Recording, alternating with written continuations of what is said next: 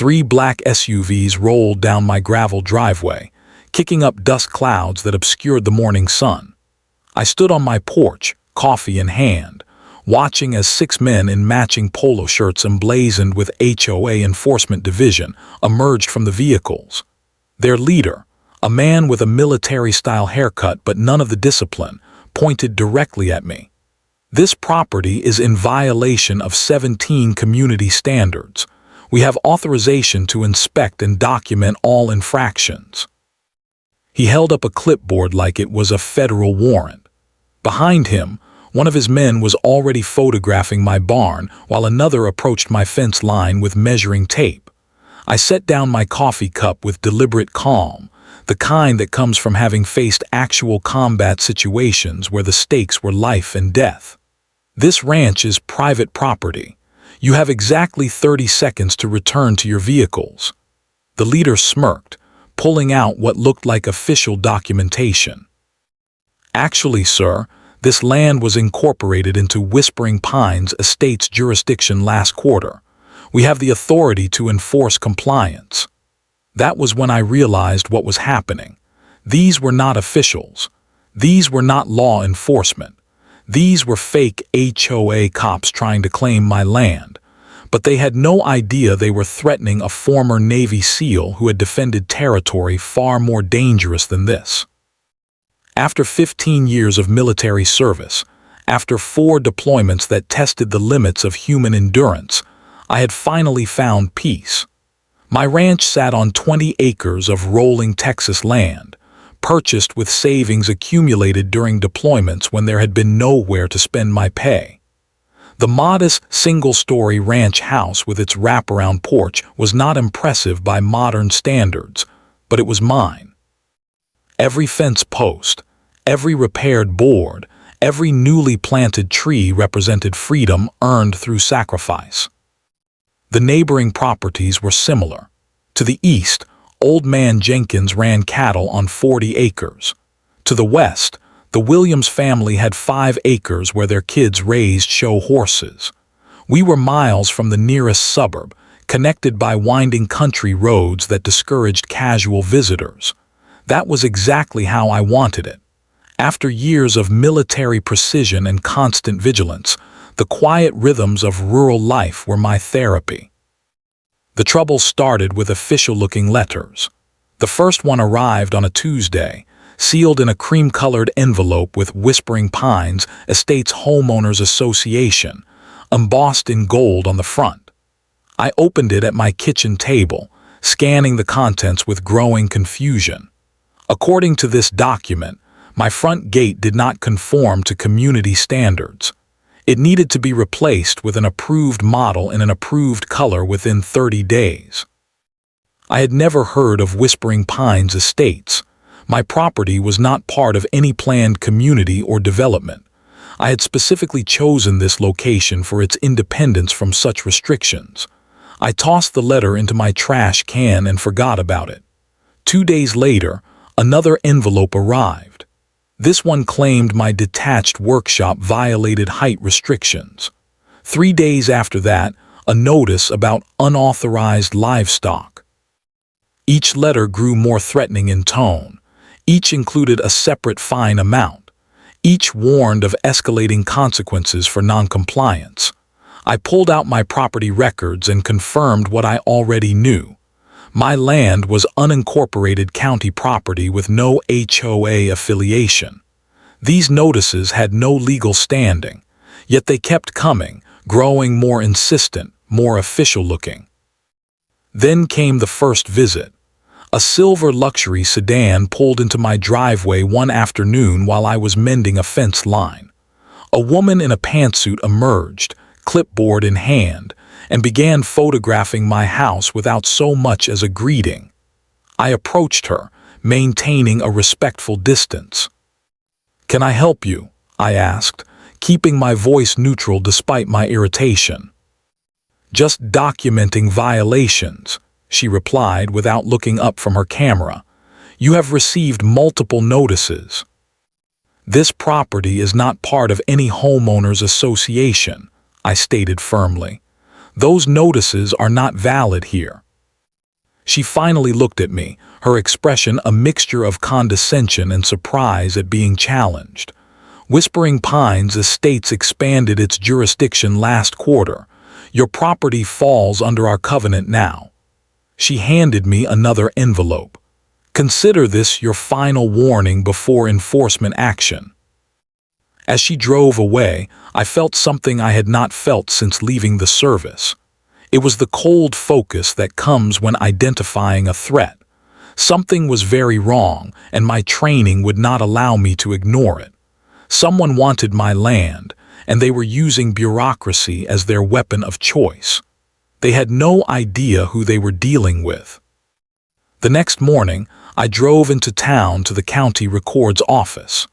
The clerk behind the desk recognized me from previous visits when I had filed my property paperwork. Her name was Margaret, and she had worked in county administration for over 30 years. If anyone knew about zoning changes or HOA boundary adjustments, it would be her. Whispering Pines Estates, Margaret frowned as she typed the name into her computer. That is the new luxury development about 4 miles east of your property. Very exclusive. Homes starting at $700,000. Have they expanded their boundaries recently? I asked. I have been receiving notices claiming my ranch is now under their jurisdiction. Margaret shook her head firmly. Absolutely not. Any boundary change or annexation would require county approval, public hearings, and signatures from affected property owners. Nothing like that has been filed. She turned her monitor so I could see the county map. See. Whispering Pines has clear boundaries. Your property is nowhere near their jurisdiction. She printed copies of the official boundaries and property records for me. As I thanked her, she lowered her voice. You might want to speak with Sheriff Davidson. You are not the first person to ask about this. The sheriff's office was 2 blocks away. Davidson was a straight-talking man who had served as county sheriff for 3 terms. His deputy showed me into his office without delay when I mentioned Whispering Pines. Take a seat, Davidson said, gesturing to the chair across from his desk. Let me guess. You have been getting letters saying your property violates some fancy neighborhood rules. I nodded, placing the stack of notices on his desk. They sent someone to photograph my property yesterday, claimed my ranch was incorporated into their HOA last quarter. Davidson sighed, leaning back in his chair. The president of that HOA is Corinne Westfield. Moved here from California 3 years ago, bought the biggest house in the development, and got herself elected HOA president within 6 months. Since then, she has been pushing their boundaries, literally. He pulled out a map with hand-drawn markings. The red circles are properties that have reported similar harassment. Notice a pattern. The marked properties formed a perfect ring around the existing development. All standalone homes on larger lots. All prime real estate. All privately owned by long-term residents. What is their goal? I asked. Control, Davidson replied simply. Property values, aesthetics, power. Corinne wants Whispering Pines to be the premier community in the county. Having independent properties with different standards around their perimeter offends her sense of order. But they cannot just claim jurisdiction, I said. No, they cannot. But they can intimidate people who do not know better. 2 homeowners have already sold to their development partners after months of harassment. Below market value, of course. As I drove home, I plotted my next moves with the same methodical approach I had used in mission planning. First, document everything. Second, research the opponent. Third, establish firm boundaries. That evening, I installed security cameras covering my driveway and property lines. The next morning, they captured a slow drive-by from the same silver sedan. The driver stopped briefly to photograph my front gate again before continuing down the road. Online research revealed that Karen Westfield's husband owned a real estate investment firm that had financed much of the Whispering Pines development. Further digging showed they had used similar tactics in their previous California community, pressuring holdout properties until owners sold at reduced prices.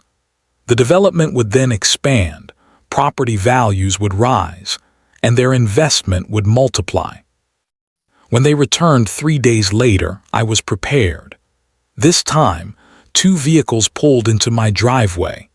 Karen stepped out of the lead car, accompanied by a man in a polo shirt with a logo matching the letterhead on the notices. "Mr. Reeves," Karen called out as I approached, "we have received no response to our notices of violation." "Because this property is not under your jurisdiction," I replied calmly, stopping at a distance that was neither threatening nor submissive. "I have confirmed this with county records." "There must be some misunderstanding," she said with a tight smile that did not reach her eyes.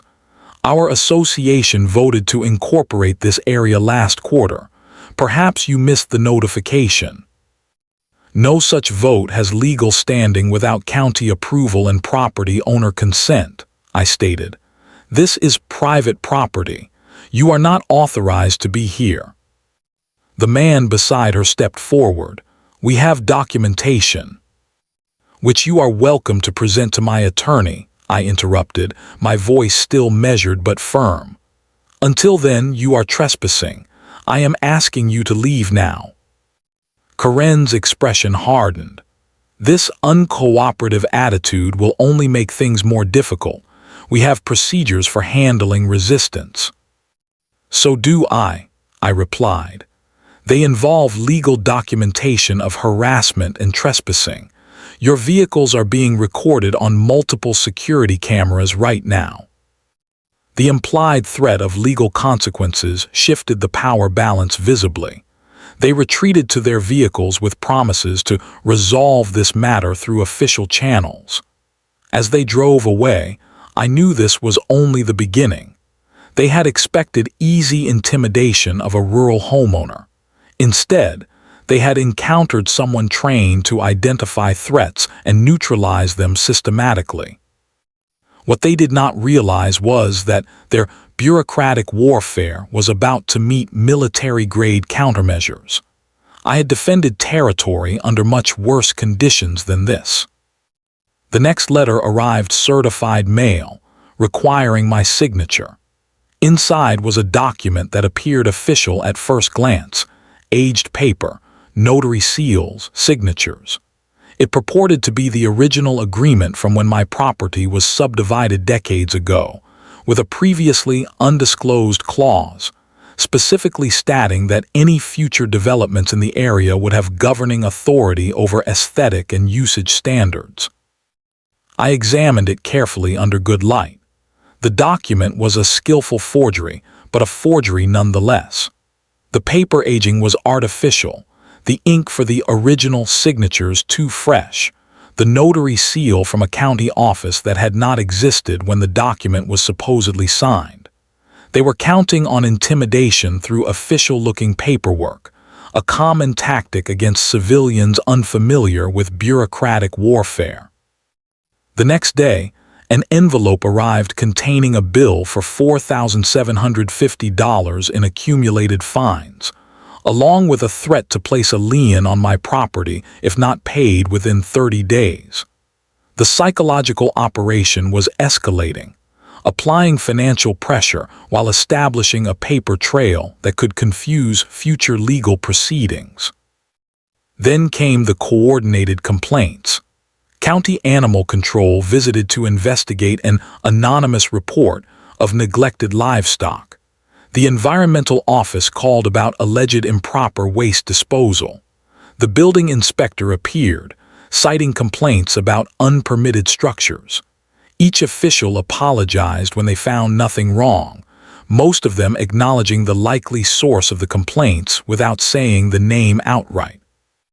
"Third property this month," the animal control officer muttered as he completed his report, clearing me of any violations, always surrounding that new development. I documented each visit, each false complaint, building a counterintelligence file that would eventually become evidence. My cameras captured increased drive-by surveillance, different vehicles but the same intent. Twice, individuals attempted to access my property from the rear boundary where it met undeveloped woodland. The motion sensors I had installed alerted me to their presence, and my security lights sent them retreating. The pressure campaign reached its peak on a Saturday morning. I was repairing fence posts when 5 vehicles arrived in formation, parking in a V-shape that blocked my driveway. 8 individuals exited the vehicles, all wearing identical polo shirts with the Whispering Pines logo. Their leader, a tall man with military-style posture but none of the discipline, approached with Karen slightly behind him. "Mr. Reeves," he called out with practiced authority, "I am Robert Westfield, head of community enforcement for Whispering Pines Estates. We have attempted to resolve these violations through standard channels, but your continued noncompliance has forced us to escalate to direct intervention." I set down my tools and walked toward them, stopping at a strategic distance, close enough for clear communication, far enough to maintain tactical advantage. Years of training had made such calculations automatic. "This is private property," I stated. "You have no jurisdiction or authority here." Karen stepped forward. "We have documentation proving otherwise. Your continued denial is simply delaying the inevitable." "We are authorized to conduct a property assessment today," Robert continued. "We will catalog all violations for legal filing." "By whose authority?" I asked, my voice deliberately calm. "By the authority granted in the community covenant that governs this property," he replied, holding up a document folder. "No such covenant exists," I stated. "Any document claiming otherwise is fraudulent. Now I am asking you once to leave my property." Robert's expression hardened. "We have legal counsel present." He gestured to a man in a suit standing by one of the vehicles. "If you continue to obstruct a lawful inspection, we will be forced to involve law enforcement and pursue legal remedies that could result in substantial fines or property seizure." The assembly was designed to overwhelm through numbers and implied authority. It was a tactic I had seen used against civilian populations. Project Power. Create the illusion of legitimate authority, and most people comply out of uncertainty or fear. I reached slowly into my pocket and removed my phone. "Each of you is currently trespassing on private property. This conversation is being recorded, as is your unauthorized presence here. Additionally, security cameras are documenting this encounter from multiple angles." Robert glanced at Karen, the first crack in their unified front. I continued, "Sheriff Davidson is aware of your organization's pattern of harassment against property owners in this county. I have confirmed with county records that this property has no legal affiliation with your development. Any documents suggesting otherwise are forgeries, which constitutes criminal fraud." "We have legitimate," Karen began. "If you have legitimate claims," I interrupted, "present them through proper legal channels. Until then, you are trespassing. You have 1 minute to return to your vehicles and leave." "Or what?" Robert challenged, taking a step forward. I did not move, did not raise my voice, did not make any threatening gesture. I simply maintained eye contact and replied, "Or I will exercise my legal rights to defend my property, beginning with a formal criminal complaint for trespassing, attempted fraud, and criminal impersonation of authority figures." The calmness of my response, devoid of the emotional reaction they had expected, created a moment of uncertainty. Robert looked to the man they had brought as legal counsel, who gave a subtle head shake. "This is not over," Karen declared as they began retreating to their vehicles. "You are delaying the inevitable." I remained in place as they drove away, maintaining visual contact until they were gone. Only then did I allow myself to fully process what had just occurred. This was not simply harassment anymore. This had become a coordinated operation to seize control of my property through intimidation and fraud. Their retreat was temporary. They would regroup and adapt their strategy. But they had made a critical error in target selection. They had chosen someone trained to recognize and counter exactly these kinds of psychological operations. Someone who had defended territory against actual enemies with real weapons. Their clipboards and fake documents were poor substitutes for the threats I had faced and overcome. This was no longer about property rights. This was about standing ground against those who believed their money and influence placed them above the law. Military operations require intelligence, comprehensive, verified, and actionable. I approached this situation with the same methodical discipline that had kept me alive in combat zones. My dining table became command central, covered with property records, county maps, legal documents, and surveillance logs. Each piece of evidence was dated, labeled, and organized chronologically to establish the pattern of harassment. The first step was securing my legal position. I contacted a property attorney named Michael Chen, who specialized in rural land disputes. When I laid out the evidence of the harassment campaign, he whistled softly. "This is more organized than your typical HOA overreach," he said, examining the forged documents. "These people have resources and determination." "What is my legal standing?" I asked. "Rock solid," Chen replied. "Your property has no legal connection to their development. Their claims are completely fabricated, but fighting them will still require time and money. That is their real strategy, make defending your rights more costly than surrendering them."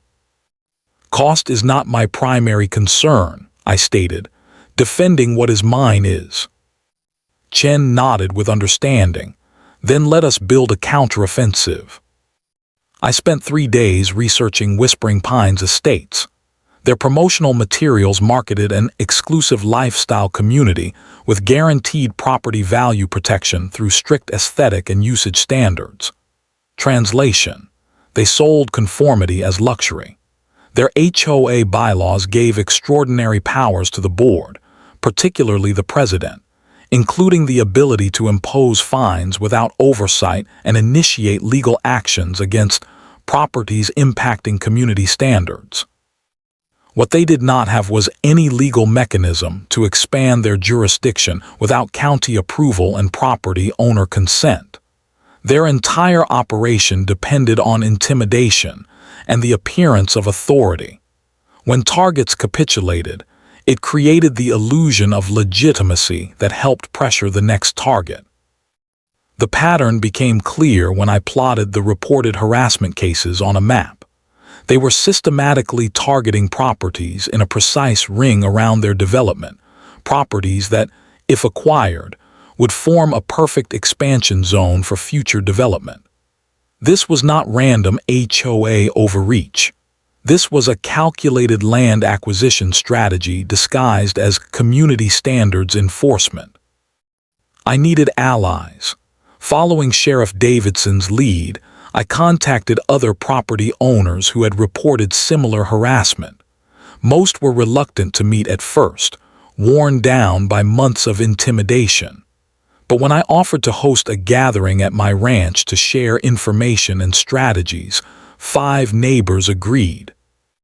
They arrived separately on a Thursday evening, parking their vehicles behind my barn to avoid being spotted together. The elderly widow who owned 10 acres adjacent to the development. The young family whose small farm had been targeted with daily violation notices. The disabled veteran whose accessibility modifications to his home had been deemed aesthetic violations. The retired couple whose dream retirement property was now under constant surveillance. We sat around my dining table, each sharing their experiences. The pattern was identical. First came official-looking notices of violations, then escalating fines, then direct intimidation through property visits. Several had been approached with below-market purchase offers immediately after particularly aggressive harassment episodes. They told me my chicken coop violated height restrictions, the young mother said, her voice trembling with anger. My family has raised chickens on this land for 30 years. They photographed my wheelchair ramp and sent me a certified letter saying it violated their front approach standards, the veteran added. When I explained it was an ADA requirement, they suggested I use the back door instead. The elderly widow wiped away tears. After my husband died last year, they started coming by almost weekly, telling me the property was too much for me to maintain alone, offering to take it off my hands for a fair price that was about 60% of its value. I laid out my maps and documents, explaining what I had discovered about their operation. This is a strategic acquisition campaign, I told them. They are using HOA authority as a cover for systematic land acquisition. But what can we do? The retired husband asked. We do not have their resources. We have something better, I replied. We have truth, legal standing, and now we have each other. I outlined a coordinated counter-strategy. Document everything, report all intimidation attempts to the sheriff, file formal complaints with county authorities, and most importantly, share information with each other about every encounter. They rely on isolating targets, I explained, drawing on tactical knowledge from my military days. Their psychological operation depends on making each of you feel alone and overwhelmed. Together, we can change the dynamic. By the end of the meeting, something had changed in their expressions. The fear and resignation had been replaced by resolve. We established a communication system, a group text chain for immediate alerts and weekly email updates about any HOA activity. Each property owner left with a basic security camera to document trespassing and a clear understanding of their legal rights. This was not just about protecting our individual properties anymore. This was about defending our community against those who would use wealth and fabricated authority to take what was not rightfully theirs. As I watched my new allies drive away, I recognized a familiar feeling from my military days, the quiet determination that comes when a unit commits to a mission together. The next phase would require patience and discipline. We would gather intelligence, strengthen our position, and prepare for the inevitable escalation. Karen and her fake enforcement team had no idea they had just prompted the formation of a resistance cell in their own backyard. The security system alert chimed at 8:17 on a Tuesday morning. 3 black SUVs turned into my long driveway, moving with coordinated precision. The lead vehicle had a magnetic sign on the door reading HOA Enforcement Division in official-looking lettering. My security cameras captured everything: the vehicles, the occupants, their equipment, their approach formation. 6 men exited the vehicles in what appeared to be practiced formation. They wore matching black polo shirts with the Whispering Pines logo, cargo pants, and utility belts carrying flashlights, walkie-talkies, and what looked like citation books. The military-style organization was obvious, but so were the telltale signs of civilian play acting: inconsistent spacing, improper equipment handling, excessive gesturing. They were attempting to project authority through mimicry of law enforcement procedures. Robert Westfield led the group, clipboard in hand. Beside him was a new face, a younger man carrying what appeared to be a professional camera with a telephoto lens. The others fanned out slightly, creating a semicircle facing my front porch where I stood watching their approach. Their body language was designed to intimidate, chests forward, faces stern, movements deliberate. I activated the audio recording on my phone and placed it in my shirt pocket. Then I stepped off the porch and stopped at a measured distance. "This is private property," I stated clearly. "State your business." Robert stepped forward. "Mr. Reeves, we are here to conduct a full property inspection and compliance assessment. Our previous notices have been ignored, and the board has authorized enforcement action." "What specific authority are you claiming to operate under?" I asked, my voice remaining calm. "We represent the Whispering Pines Estates Homeowners Association Enforcement Division," he replied, emphasizing each word as if the title itself carried legal weight.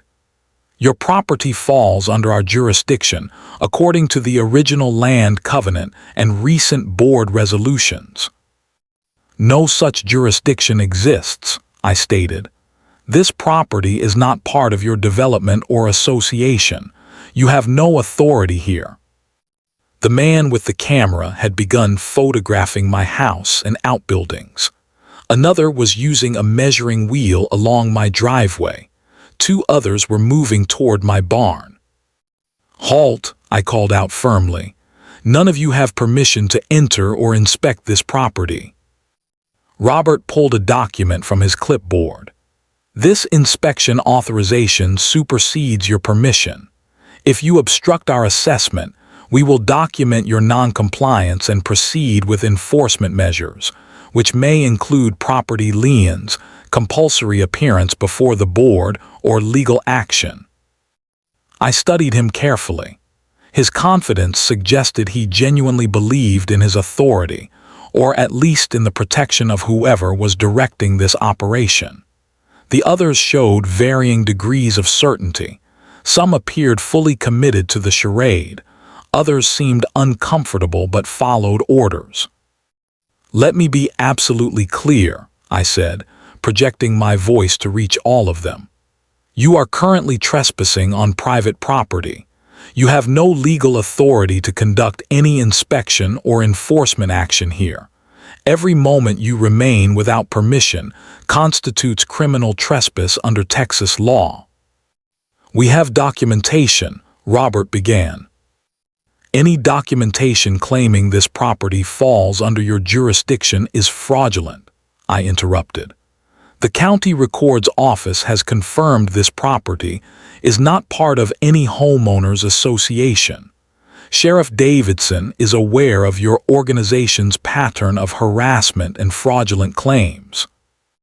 One of the men toward the back shifted uncomfortably and whispered something to his companion, the first crack in their unified front. Robert stood his ground. "We will proceed with our inspection as authorized. If you physically prevent us, we are prepared to call law enforcement to resolve this obstruction." "Please do," I replied calmly. "I welcome sheriff's deputies to document your unauthorized presence here." I gestured toward the security cameras mounted visibly around my property. Every movement on this property is being recorded from multiple angles. Every word of this conversation is being documented. Your vehicles, your identification, your actions, all captured as evidence. The man with the camera lowered it slightly. Another of the team members looked up at the nearest security camera with sudden awareness. "Additionally," I continued, "your unauthorized use of enforcement insignia and attempt to exercise false authority may constitute criminal impersonation. That carries significantly higher penalties than simple trespassing." Robert's expression flickered. The confident authority momentarily replaced by calculation. I delivered the final point with calm precision. All of you should be aware that following orders does not shield you from personal liability for trespassing. Each individual present can be named in both criminal complaints and civil lawsuits. Two of the men in the back began moving subtly toward their vehicle. The group's cohesion was visibly deteriorating. Robert attempted to regain control. This obstructive attitude will only compound the violations. "This conversation is over," I stated firmly. "You have 30 seconds to return to your vehicles and leave this property, or I will contact the sheriff to report armed trespassers attempting to gain unauthorized access to my land." "We are not armed," Robert objected quickly. "Your utility belts, your formation, your official insignia, all designed to project armed authority," I replied. "How that might be interpreted by responding officers is worth considering." The strategic implication was clear. Their carefully constructed appearance of authority could be reframed as something much more serious in an official report. The calculation played out visibly on Robert's face. The risk assessment shifted from advantage to liability in seconds. He looked back at his team, now clearly uncomfortable and awaiting direction. "We will document this obstruction," he said, attempting to save face as he signaled retreat to his team. "The board will pursue this through official channels." "All official channels welcome," I replied simply. I remained in place, monitoring their withdrawal with the same vigilance I would give any tactical retreat. They loaded into their vehicles with much less order than they had emerged, the coordinated front now replaced by individual self-preservation. As they drove away, I noted the license plate numbers and descriptions, adding them to my growing intelligence file. Only when they were gone did I return to my porch and contact Sheriff Davidson. The attempted unauthorized inspection needed official documentation. The official channels Robert had threatened would encounter thick files of counter-evidence and prior complaints. Their intimidation operation had been designed for vulnerable civilian targets. They had not anticipated facing someone who recognized their tactics and knew exactly how to counter them. Their retreat today was tactical, not strategic. They would regroup, reassess, and try another approach. But they had just provided me with invaluable intelligence about their operations, their personnel, and their methods. More importantly, they had committed multiple documented violations that transformed the situation from a neighborhood dispute into potential criminal conduct. The operation was entering a new phase.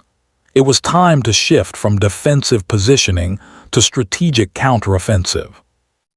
The next morning, I delivered a comprehensive evidence package to Sheriff Davidson personally.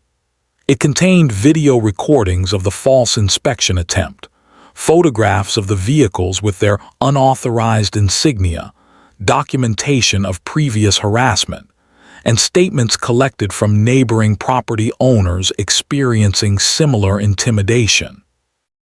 Davidson reviewed the material with growing concern. "This goes beyond HOA overreach," he said, reaching for his phone.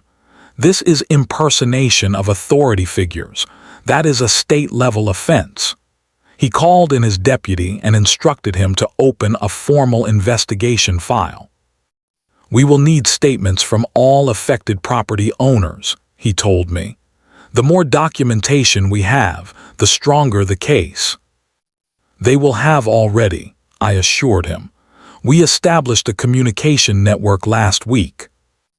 Davidson nodded with approval. "Smart move. Unity makes you harder targets." As the sheriff's investigation proceeded, I conducted my own research into the enforcement team that had appeared on my property. The results were revealing. Robert Westfield was not just Corinne's husband. He owned Westfield Security Services, a private security company that primarily serviced upscale neighborhoods and corporate campuses. The company had been cited twice for having guards use equipment or language that too closely resembled law enforcement. More interesting was the connection between Westfield Security and 3 recent property acquisitions around the Whispering Pines development. In each case, the security company had been involved in compliance monitoring before the owners eventually sold well below market value. The buyers were always shell companies that traced back to West Pine Investments, another Westfield family enterprise. The pattern was clear. The HOA was the public face, claiming jurisdiction and issuing violations. Westfield Security provided the muscle, conducting intimidation disguised as enforcement. West Pine Investments then acquired the properties at depressed prices after months of harassment. It was a well-orchestrated operation that had successfully acquired thousands of acres across multiple counties.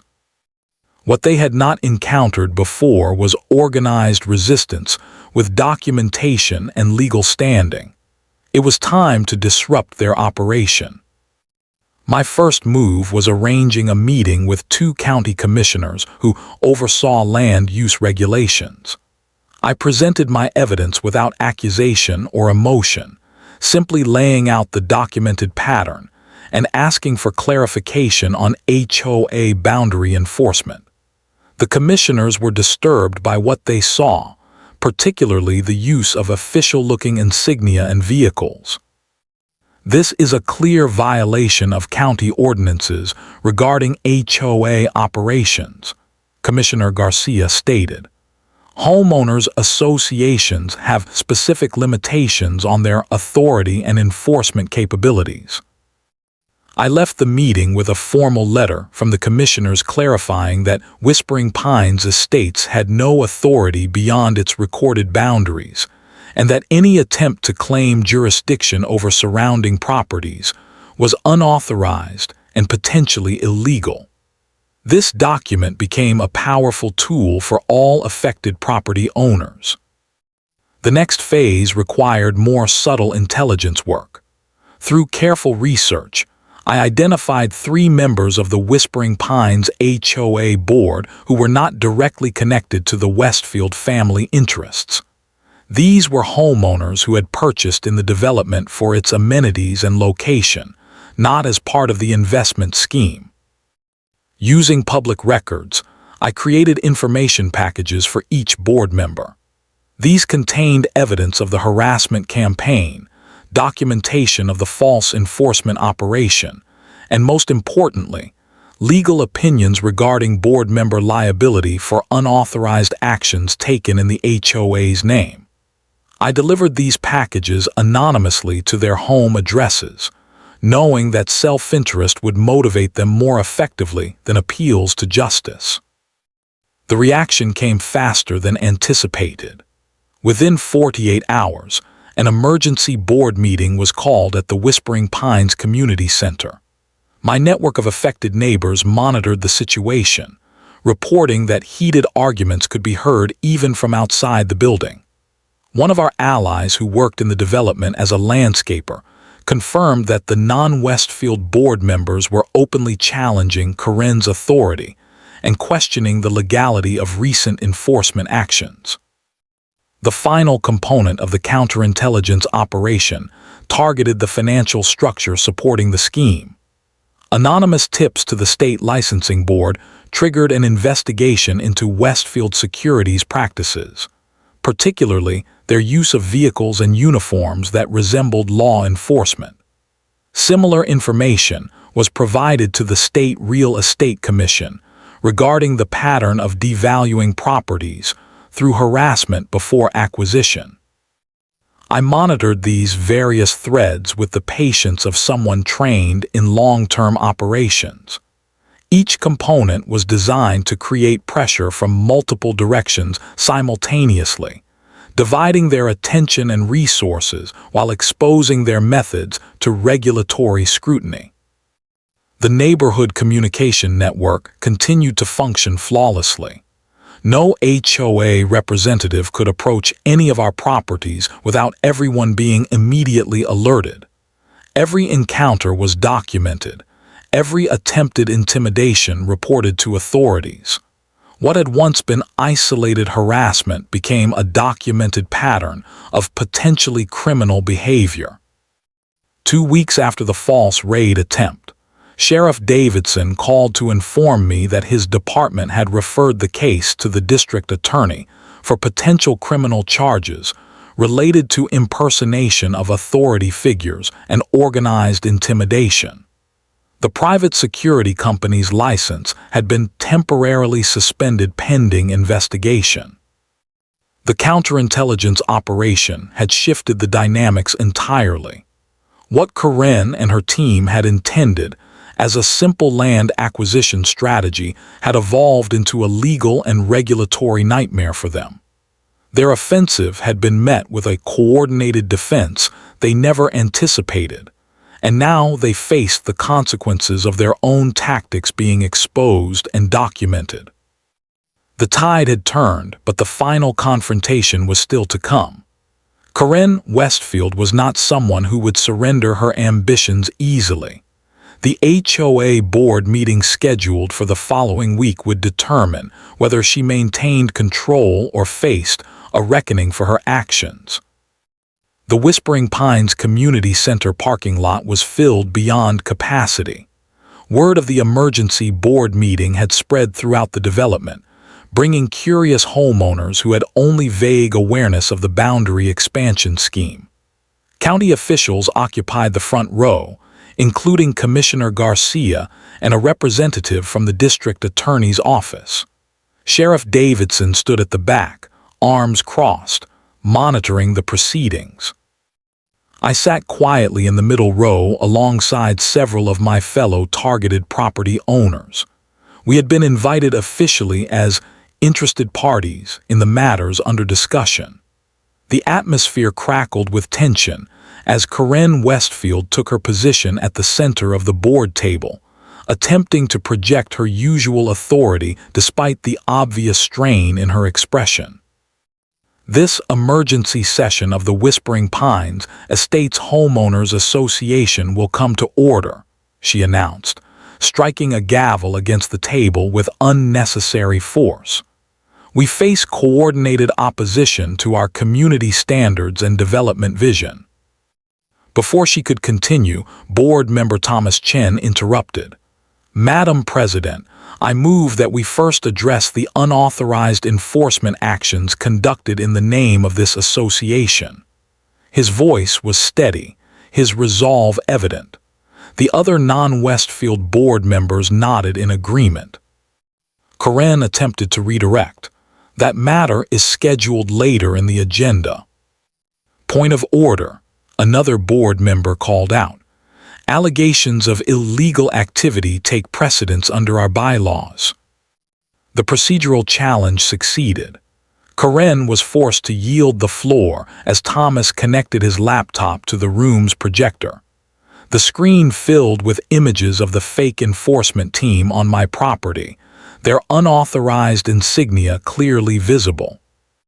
"These actions were never approved by this board," Thomas stated firmly.